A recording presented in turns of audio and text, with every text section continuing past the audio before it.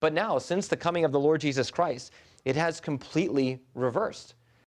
Going all the way back to Genesis chapter 3, what was it? How was it that Satan fought against us? How was it that Satan fought against our first parents? It was through deception. He deceived Eve. And that's how we fell into sin. And what has been the method that Satan has used to attack people and mankind ever since? It is through deception. And what is being described here is that there is, through the coming of Christ, because Christ has come, now Satan is no longer able to deceive the nations any longer. You think of from the point of creation all the way to the first coming of Christ, for thousands of years, mankind worshipped only idols. Only idols. Every nation on the earth, except for the smallest of all nations.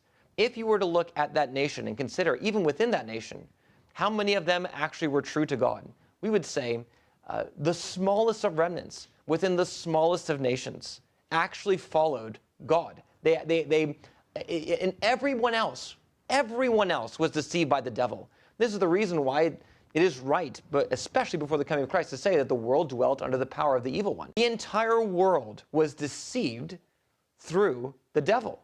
The devil had the power to deceive the entire world in ways that are baffling if you just consider it in itself, that a person would bow down to the work of his hands as if it's a god. That's the extent to which the devil was able to deceive, not just some people, everybody. But just consider what has happened since the coming of the Lord Jesus Christ.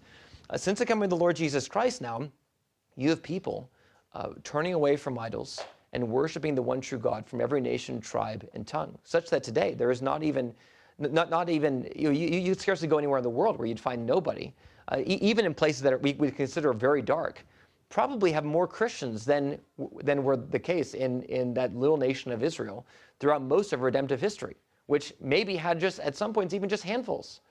If you were to consider the darkness of the world before the coming of Christ, you would have to say it's 100%.